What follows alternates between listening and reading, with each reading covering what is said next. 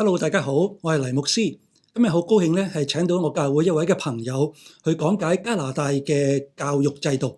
佢已經退咗休噶啦，不過咧喺未退休之前咧，佢係喺溫哥華嘅地方咧係做一間小學嘅校長嘅，所以好高興嚟到請到 Margaret 同我哋講解有關加拿大特別係小學嘅教育制度。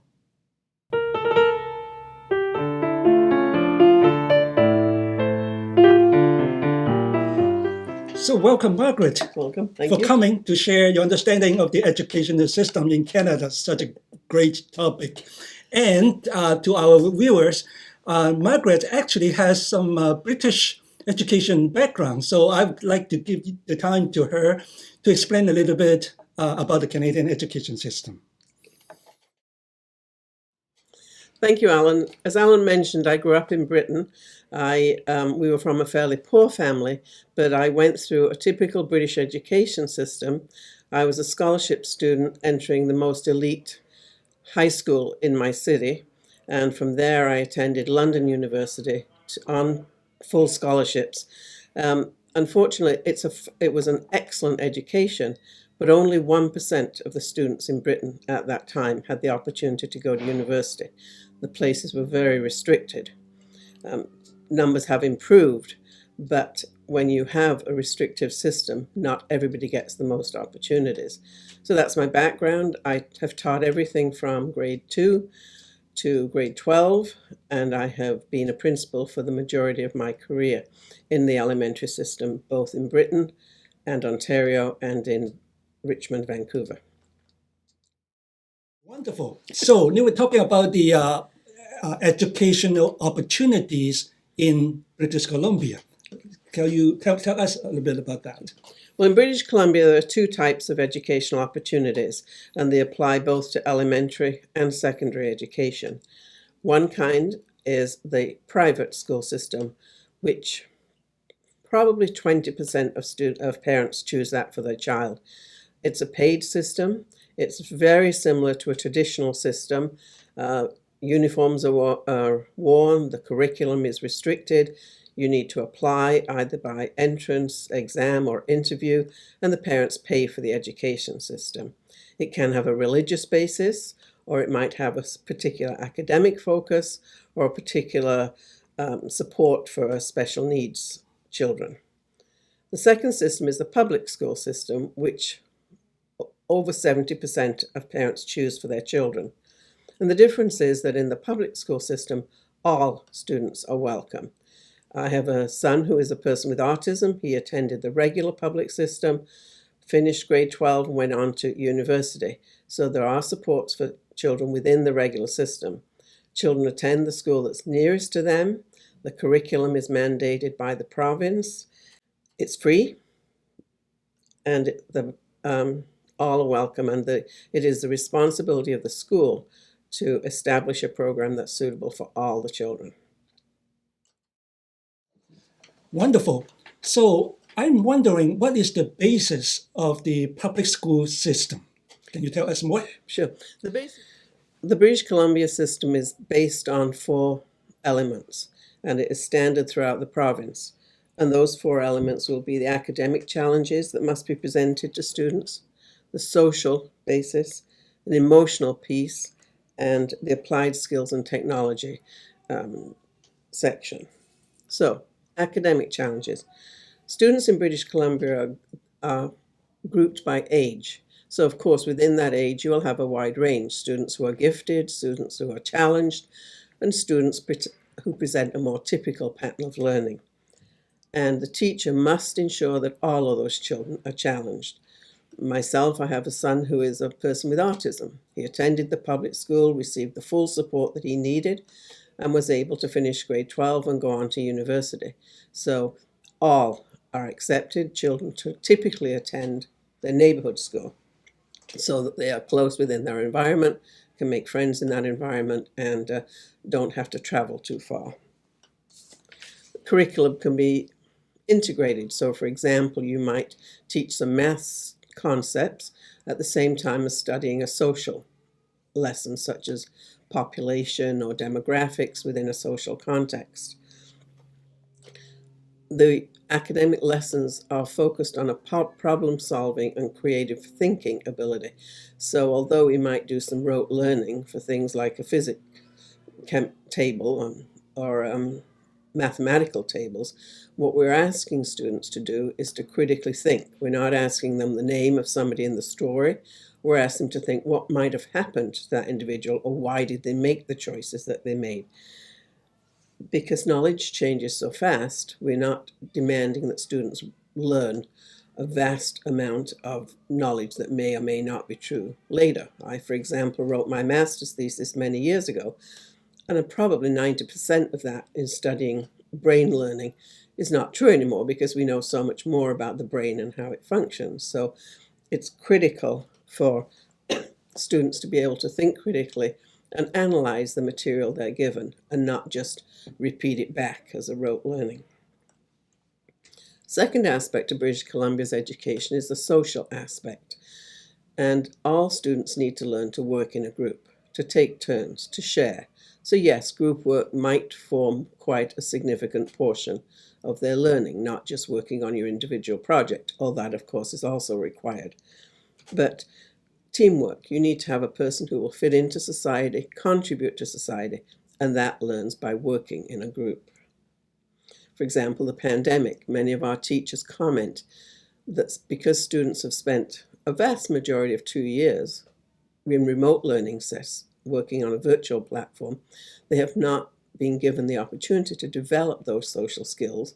Social gatherings were closed down or limited, and schools were closed down. So as we see the children return to school, we notice that they do not have those developed social skills that they would learn in a group environment. So social is an important piece of our school system.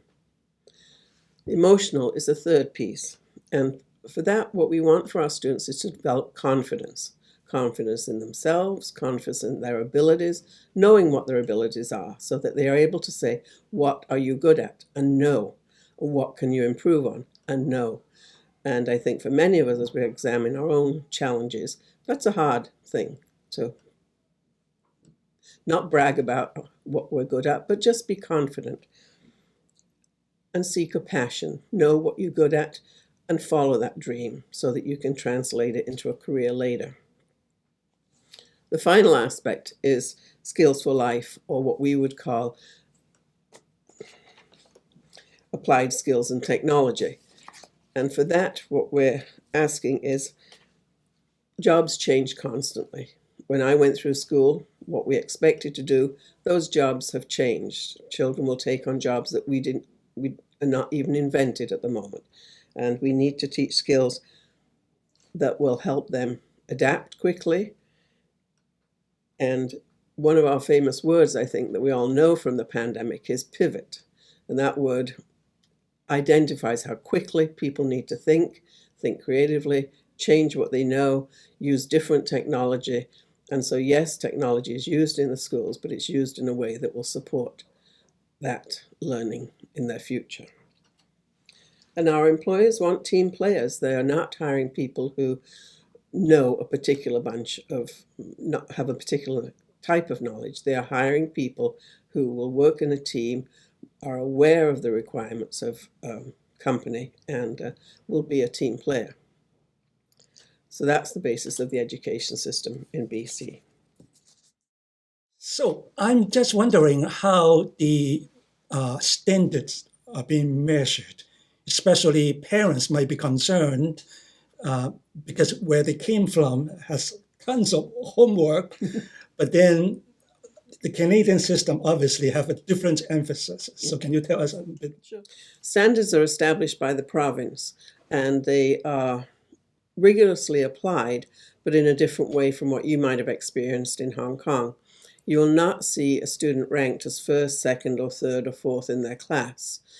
But what you will see is the student's skills identified as yes, there are some expectations, and the student has met those expectations, or they have exceeded them, or they have not yet met them, and then there will be a plan laid out to make sure that they do exceed their expectations. There are some grades in the higher grades, but in the early and elementary, it would be listed as they're doing well, they're not doing well, or they're doing better than expected. So that's the grading type of system. But yes, we do use an ABC system later on in the grades. Now, part of that is to make sure that we want to be confident that our students are doing as well as the rest of the world. And on international studies, for example, there's an international math and science assessment that's done across many, many countries, and BC has fared as well, if not better than most. Now, part of that is what goes on outside of school. So parents will ask, well, how much homework? Because for my elementary school growing up in Britain and high school, yes, homework was a major part of that learning. That is not as much in British Columbia.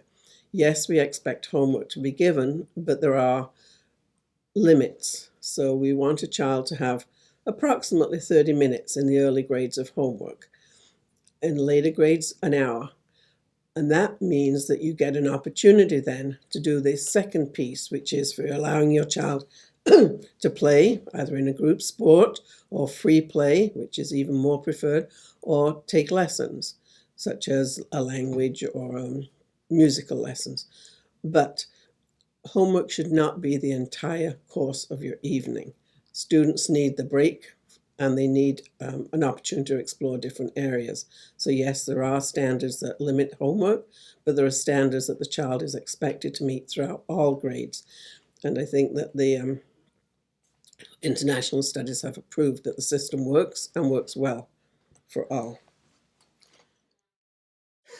Now, just want to touch a bit on the role of parents. So what should parents do to support their children's education? The role of the parent it's an interesting development, I think, in education. When I grew up in Britain, the role of the parent was to make sure you got to school, and that was it. And what school did is what school did, and what parents did was what home did. And the only time the two met was if you got in trouble at school, and then you paid dearly, both at home and at school. But that's not the way in British Columbia. The role of the parent is to be a participant in the education system. So parents are expected to not just make sure homework is done, even though it's not a large amount, but they're expected to sit and set goals with the school, goals for their child, and to make sure they're met. So what can I do as a parent, and what can I do as a teacher to help your child succeed to the best they can be? So parents take part in school conferences several times in the year, look at the work. The student is expected to demonstrate their knowledge to the parent, and then they make a joint plan for success. Parents are expected to be on committees at the school to help with many decisions, not just support in a chauffeuring role, but support in actual curriculum roles and helping. There are parent education sessions offered monthly at the school so that parents can learn what's going on in the school and how they can best support their child. And often in the early years, it's identifying that need for play, that children need to play, they need to be read to, they need to have exposure to books. A child that has 20 books at home will do 3 years better than a child that has no books at home. So emphasizing that kind of small fact. If you read to a child one storybook a day, you'll have read 1.5 million words by the end of the year to that child. So all kinds of things that parents need to be involved in are expected to be involved in. And the school would offer that opportunity. So it is much more definitely a cooperation between parent and school than what I experienced in Britain and what other systems might have. So thank you, Margaret. This You're is a welcome. wonderful message for all of us. 好多謝咧 Margaret 喺度同我哋嚟到分享呢個嘅，雖然佢係講 British Columbia， 但係咧亦都係同整體加拿大嘅教育制度咧係其實係非常之嘅相似嘅。如果大家有咩嘅問題咧，可以喺下邊留言俾我哋。如果我可以解答嘅，我都會解答。但係如果大家嘅問題係我哋今日冇處理到嘅咧，請你留低。咁咧，我哋就會可能咧再邀請 Margaret 同我哋有第二次專係解答你嘅一啲嘅問題。